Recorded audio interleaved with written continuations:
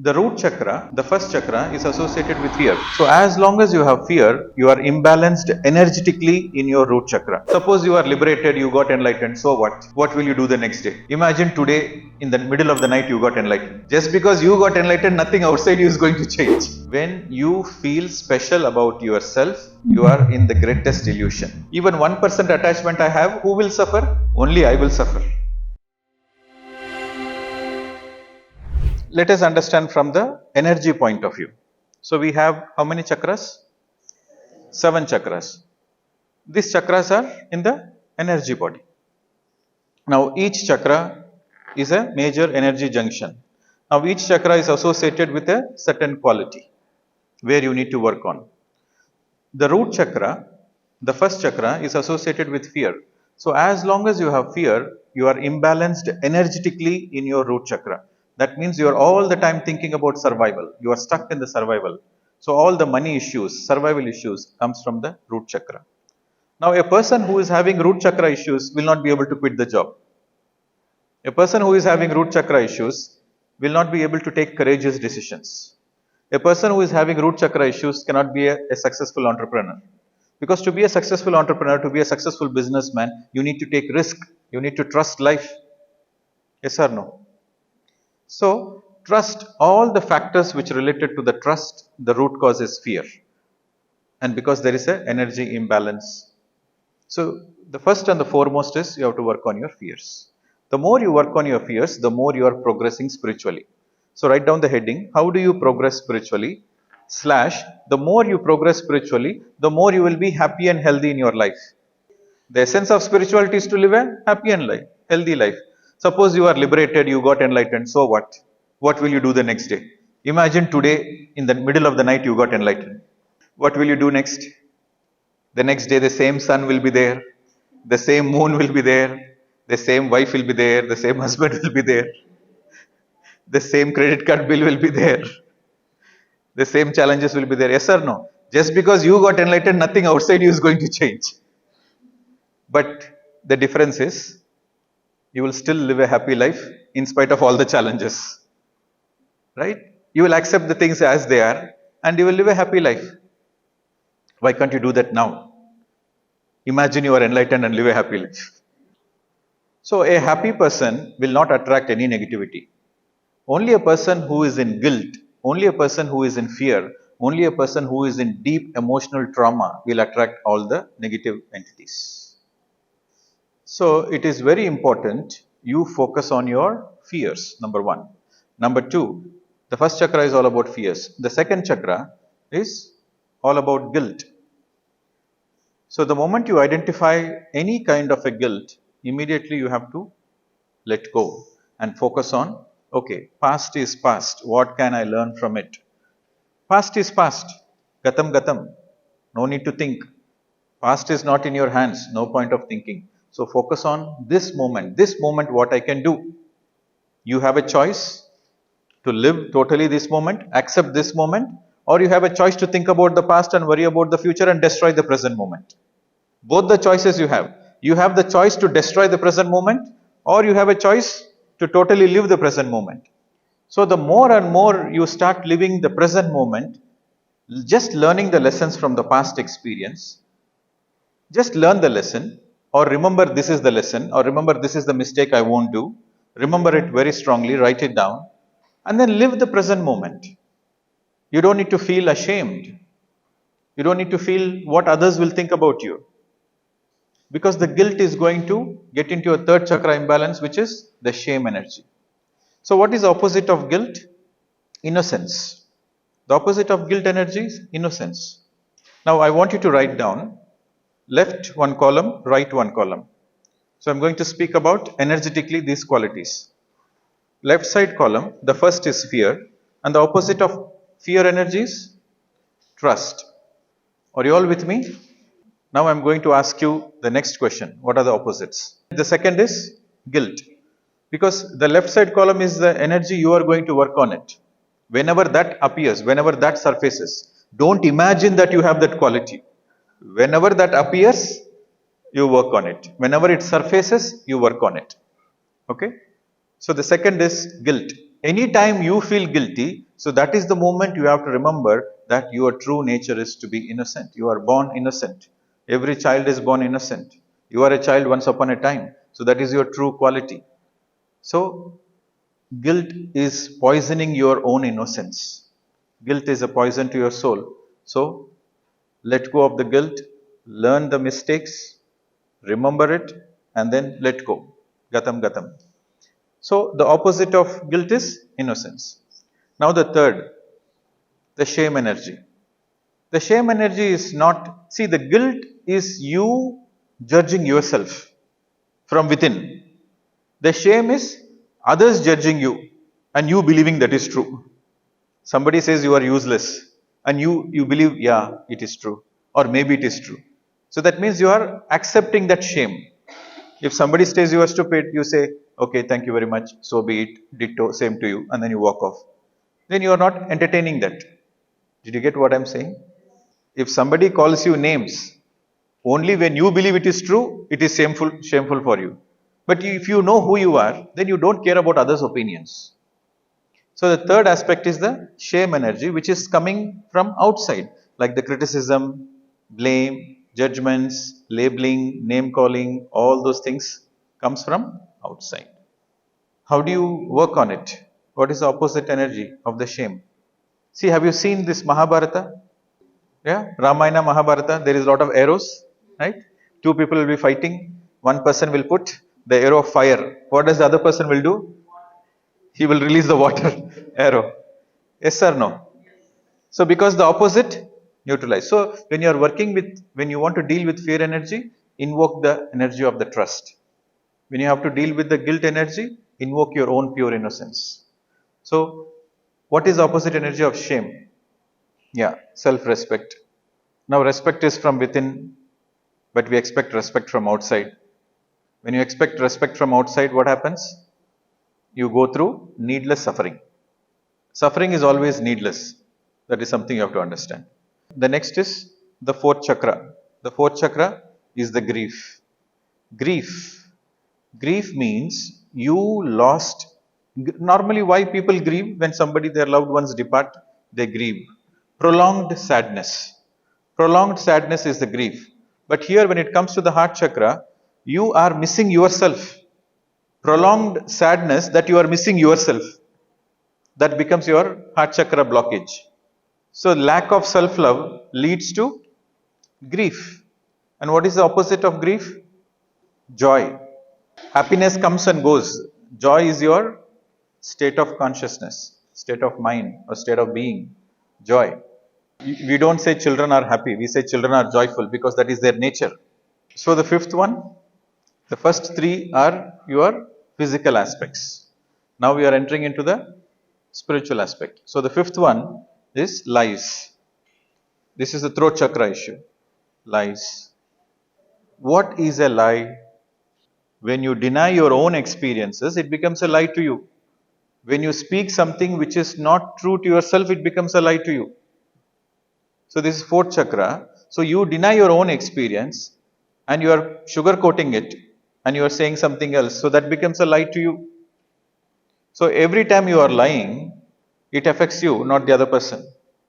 And when you are lying, you cannot grow spiritually.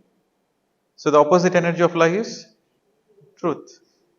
Be truthful to yourself. This is where the authenticity comes. The more and more you are authentic, the more and more your fifth chakra is getting in alignment.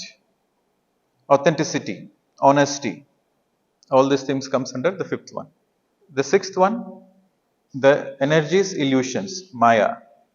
What is the opposite of illusions? Reality. Reality.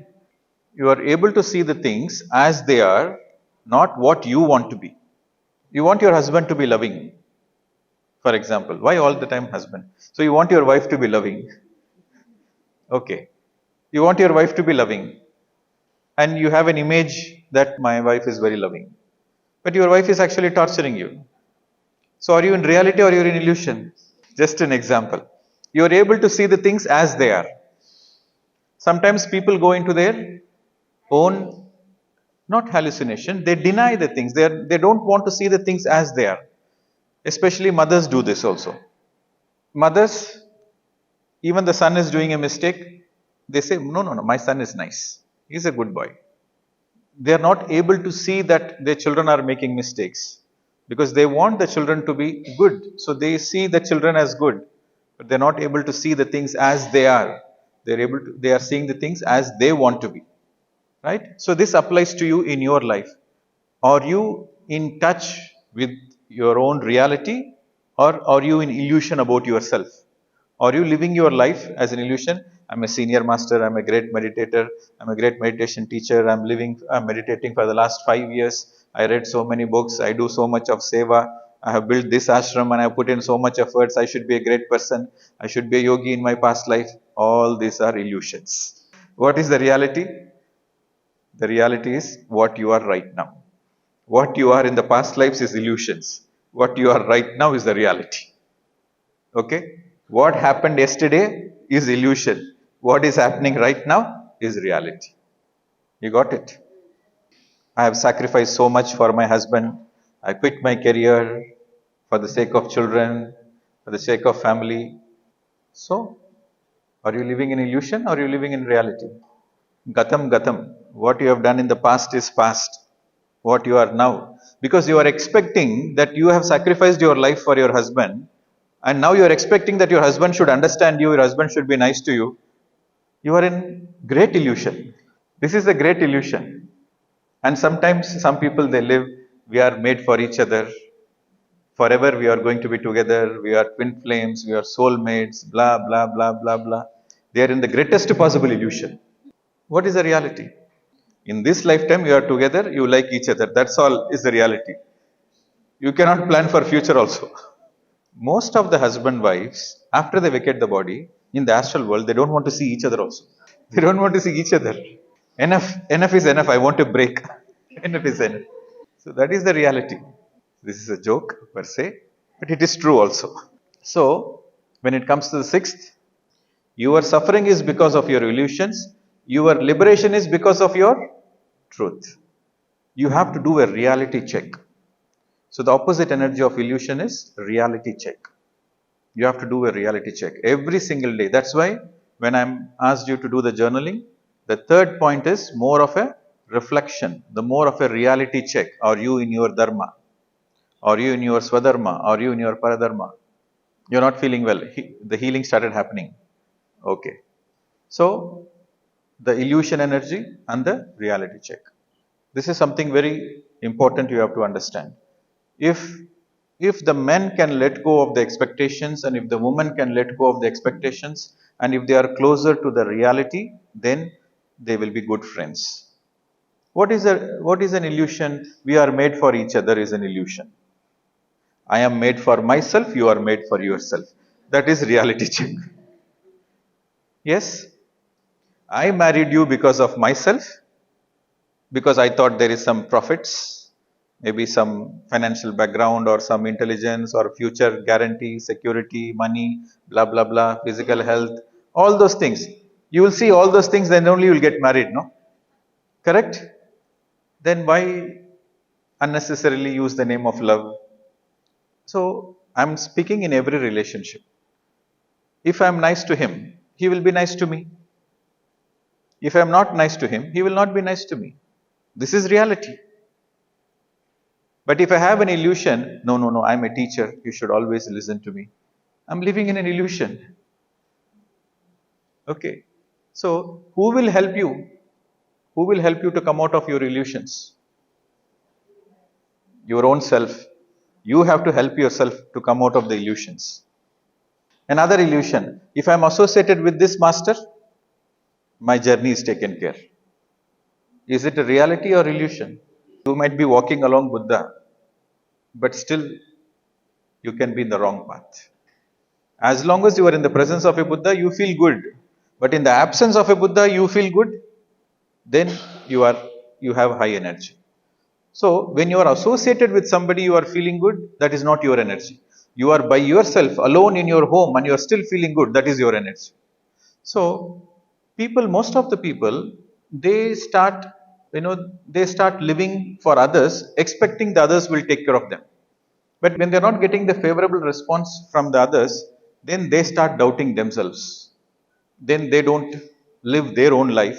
Rather than they say that, oh, I've sacrificed my life, they start creating stories. Have you heard of the stories, or have you experienced the scenarios where you help somebody and the other person goes against you? Instead of being grateful to you, the other person goes against you. Yes, you know why that happens? Because your ego feels very low for even to realize the fact that you have received help, and because of somebody you have got some benefit and you have survived. You are in this position because of that person. That hurts your ego. So what you do? You program yourself and put the other person as in a negative shade so that your ego feels good. I'm on my own feet. I have grown on my own. The other person is not so good. So they do anti things so that their ego feels good. Makes sense or not? So every time you help somebody out of pity, it will come back as a backlash. But you help somebody to empower somebody knowing that the other person is equal to you. You help somebody knowing that the other person is no less than you from a soul level. And you are helping it because you feel joy and you are not expecting anything in return. Then that is a real help. So when your help is empowering somebody, so the other person feels good about it.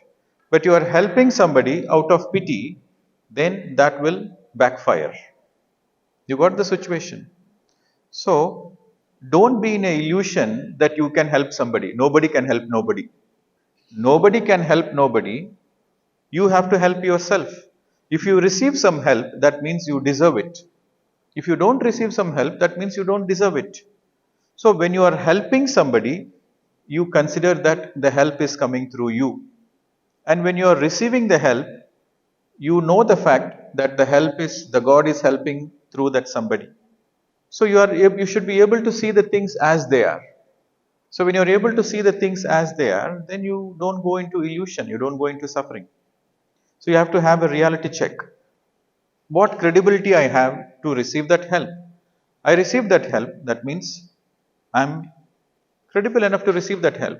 I'm eligible to receive that help. If I'm not eligible to receive that help will never come to me in the first place. So when you have this feeling, I got helped because I deserve it, then you will not go into a negative programming in your mind. Then your ego doesn't get hurt. You receive the help gracefully and you will radiate gratitude energy. Only the people who lack gratitude, they will do backstabbing. So when you are helping somebody, do it with gratitude. That I'm able to somebody. I feel gratitude that the help is coming through me. So I feel gratitude towards God, towards the universe. So when you are helping somebody, feel gratitude. When you are receiving the help, feel gratitude. So gratitude happens in both the ways. When you are helping somebody, feel grateful. Feel grateful. And when you are receiving, feel gratitude. Grateful and gratitude. When you are giving, feel grateful. When you are receiving, feel gratitude. Then you are not in illusion. I can quote on many examples, but I'm telling this so that you understand what is the difference. So, what is the energy? The sixth chakra is illusions and reality check. One more. There are many illusions. You know what is the greatest of all the illusions? The greatest illusion is you feel special. When you feel special about yourself, when you feel special about yourself, you are in the greatest illusion. The reality is, God has created every single human as special. Either every single one is special or every single one is normal. But if you think you are special and others are not, then you are in a greatest illusion. Because you think you are special, you try to help others as a savior, and that will backfire. Is it too deep? How many of you can relate to this kind of experiences so far? Only women. Oh, men also. Okay. So, the more you live your life for yourself, the more you will be able to support your family. If you don't live your life for yourself, you cannot support your family. By sacrificing your life, you cannot support the family. By being in a weaker state, you cannot support the family. By being in strength, you can support the family. So, when you want to decide about your career, that I want to quit this job so that I can support my family, so don't consider it as a sacrifice.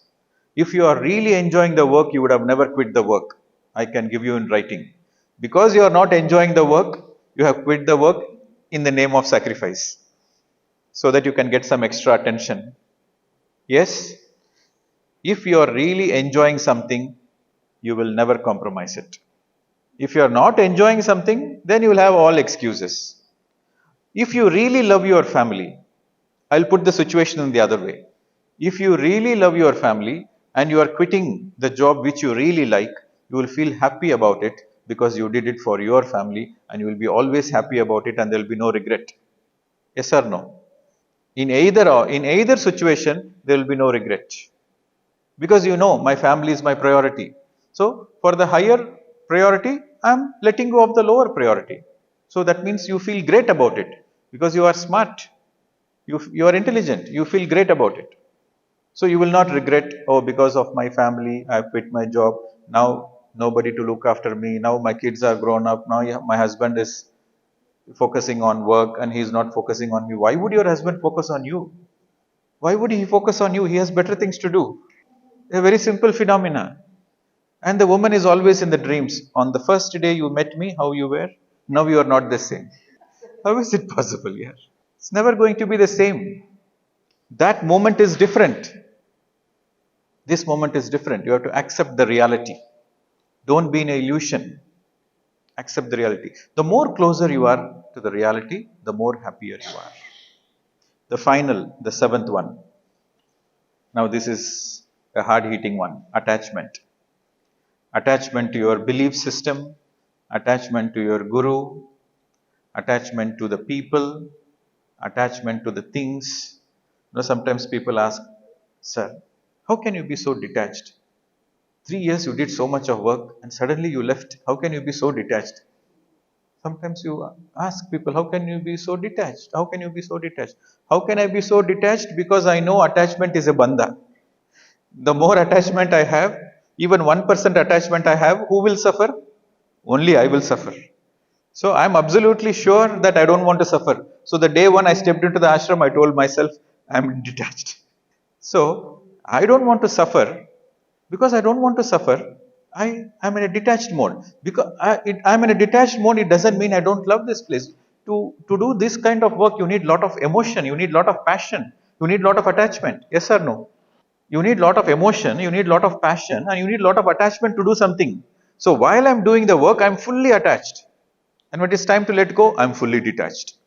Some people are attached towards people, some people are attached towards materialistic things, some people are attached towards their own feats, own achievements, some people are attached to their name and fame. Every kind of attachment gives you suffering. Attachment gives you the greatest suffering. And the opposite is detachment from. Now, this is an interesting question. Attachment to what and detachment to what? Attachment to Maya gives you suffering. Detachment to Maya gives you moksha. That is the final step.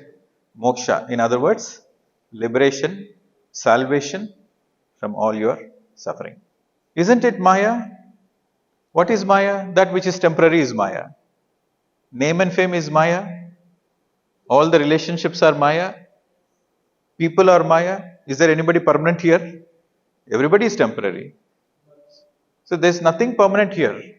Your achievements, it is all like the children playing in the sand on a beach side. So much passion they build the castle, sand castle. The whole day, from morning till evening, they build a sand castle with so much of passion. They dedicate their whole day as if that is their life. And in the evening, they know the high tide is going to come and the castle is going to be destroyed. What they do? Before coming, the children will jump on the castle and then they'll go home. Yes or no? Because they know anyway the wave is going to hit. So at least they feel good that they will jump on the castle and they say, okay, game over. Tomorrow I'll come and play one more. I will build a new castle. Because they know that, children know that it is Maya, right? So they are detached. But when they are building, they give total attention. But it's one time to go home. They have to go home. They cannot stay there. So when they go home, they are happily detached. Okay. So the attachment towards people, attachment towards your belief systems, attachment towards your belief that this is the truth, an attachment towards your organization. This is all attachments. You should not be attachment. These organizations are only labels. They're just like brands, only labels. You need a label. You need a label to introduce yourself. Labels are a must, but you should not identify with the labels. Okay? Labels are a must. Without a label, you cannot go and do any work. Yes or no? Without any label, you cannot go and do any work. So you need a label. But don't be attached to the label. Any organization, any guru, don't be attached. Right? Use it, feel it, own it, but don't be attached to it. When it is time to let go, let go. So, detachment, people ask, Sir, how can you be so detached? Because I know sooner or later, even if I don't want to detach, detachment will happen. Because once the death comes, you have to leave everything and go. Yes or no? You have to leave everything, you have to leave your own body. You have to leave your own body, you have to leave everything on the planet Earth, and you have to go. So, if you are prepared to let go before death, you are enlightened. That is the definition. Death will anyway make you detached. But if you are prepared to be detached before death, you are enlightened. If you are prepared to let go before the physical death, then that means you are enlightened. That means you know the truth. So, you should not take it in the other way. After the retreat, you go home and you tell your children, detachment. No more cooking. Your life is your life. Anyway, you are going to go out of the house. So I don't want to be. And poor husband, he will be waiting after 10 days and you see him. This is Maya, nothing, go. You cannot behave like that. Detachment simply means you are ready to live the present moment totally. You can do this experiment. I have done this experiment. You can do this experiment. When you are detached with a particular person, you will totally love the person. You will unconditionally love the person. Only the quality of detachment brings the unconditionality. If the person is in front of you, you will love him. If the person is not in front of you, he is willing to leave, you will still love him. Because you are anyway detached. The quality of detachment brings in real love. And sometimes people ask this question, how you are able to do this work with so much of passion, with so much of dedication. I'm able to do this work with so much of passion and dedication because I'm detached. Detachment helps you to be passionate. Detachment helps you to be unconditional. Detachment helps you to be in real love. So when you are working on these aspects, you are progressing towards, you are heading towards self-realization. Before self-realization can happen, these are the areas you need to work on. Vice versa, the more you work on yourself, the more these things will happen. It's like pull and push. Like when somebody is taking a heavy suitcase, somebody is pulling a heavy suitcase, they're climbing a staircase. That is pull, you are pulling. And somebody is giving a helping hand from the below, they are pushing. So it is helping the person who is pulling. So the push helps the pull, and the pull helps the push. So this is a pull and push concept. You are pulling yourself spiritually. You're understanding the spiritual concepts. When you see your life from the soul level, from the soul viewpoint, from the soul perspective, you are pulling yourself. And practically you are implementing this detachment, letting go, forget, forgive, blah, blah, blah, all those things, whatever, that is like push. So your real practical life is pushing you towards enlightenment, and your meditation, swadhyaya, sajjana sangatya is pulling towards meditation, towards enlightenment. So this is the pull and push. From the mind body viewpoint, you are pushing yourself. From the soul point, you are pulling yourself. So the pull supports the push and the push supports the pull. How the detachment can bring in real love. You don't need to detach from that person energetically, emotionally, but you accept the fact that there is no death. This is a temporary separation. So when you understand that this is only a temporary separation, I'm going to meet the other person on the other side. Because I am temporary, I am also going to go sooner or later. So this understanding helps you to be detached from that situation because you are connected to the truth. The truth is, all the separations are temporary. You got the point? By practicing detachment, you are giving space for yourself and for the other person. By practicing detachment, you are accepting the other person as they are. If you are not practicing detachment, then there is a lot of expectations. Emotionally, you become enmeshed with the other person. If the other person is happy, I am happy. So that is emotionally you are enmeshed. By practicing detachment, you are actually taking care of yourself and you are also taking care of the other person as they are. Your attachment leads to your own suffering. Your detachment leads to your own liberation. You want to suffer? Continue attached. Continue stronger attachment. Lifetimes of attachment. So, when somebody is in front of you, you take care of them. Somebody is not in front of you, you don't need to think about them. So, that is 50% attachment and 50% detachment. Both is needed. 50% attachment, 50% detachment. You got it?